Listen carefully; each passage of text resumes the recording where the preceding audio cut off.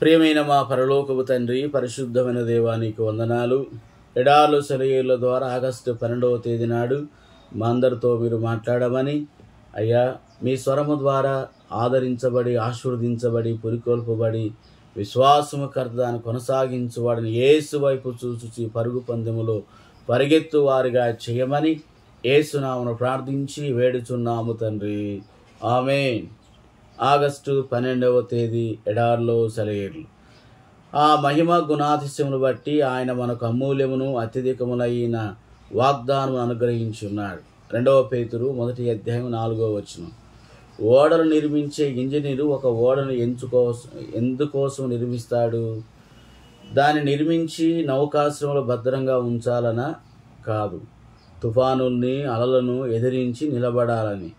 దాన్ని తయారు చేసేటప్పుడే అతడు తుఫానుల గురించి, పెనుగాలు గురించి ఆలోచిస్తాడు. అలా ఆలోచించకపోతే అతను మంచి ఇంజనీర్ కాదు కదా. దేవుడు నిన్ను విశ్వాసిగా ఎందుకు చేశాడంటే నిన్ను పరీక్షించటానికే. నీకు కొన్ని వాగ్దానాలన్నీ ఇచ్చి వాటిని నమ్మమంటున్నాడంటే నీ జీవితంలో వచ్చే గాలి వానలప్పుడు, ఒడుగుదుడుకులప్పుడు వాటిని ఉపయోగించుకోమనే. ఈత కొట్టడానికి పనికి వచ్చే లైఫ్ బెల్ట్ను మనకు షాపుల్లో కనిపిస్తుంటాయి.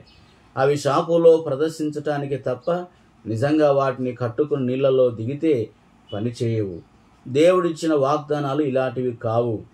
కొన్ని కత్తులు యుద్ధానికి పనికిరావు. చాలా రకాలైన బూట్లు చూడటానికి బాగుంటాయి కానీ వేసుకొని తిరగటానికి పనికిరావు. దేవుడు మనకిచ్చేవి ఇత్తడితో, ఇనుముతో తయారైన బూట్లు. పరలోకానికి నడిచి వెళ్ళినా అవి అరిగిపోవు. ఆయన ఇచ్చే లైఫ్ బెల్ట్ని కట్టుకొని 1000 అట్లాంటిక్ సముద్రం దాటినా నీవు మునిగిపోవు. ఆయన ఇచ్చిన వాగ్దానాలు వాడి చూడదగినవి.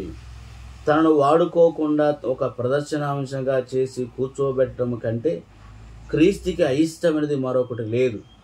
ఆయన్ను మనం వాడుకోకపోతే ఆయనకు ఇష్టలము కాలేం. మనం ఆయనకు పని కల్పిస్తూ ఉండాలని ఆయన కోరుకుంటాడు.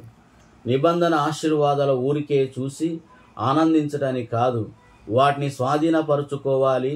మనం వాడక కోసం యేసు ప్రభువే మనతో ఉన్నాడు.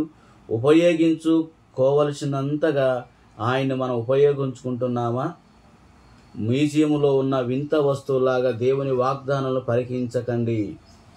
అనుదినం ఆదరణిచ్చే ఊటలుగా వాటిని ఉపయోగించుకోండి. అవసరం వచ్చినప్పుడల్లా ప్రభువును ఆశ్రయించండి. దేవుని వాగ్దాన జలనిధిలోంచి మనసుకి నచ్చిన మౌక్తికాలు ఏరుకో.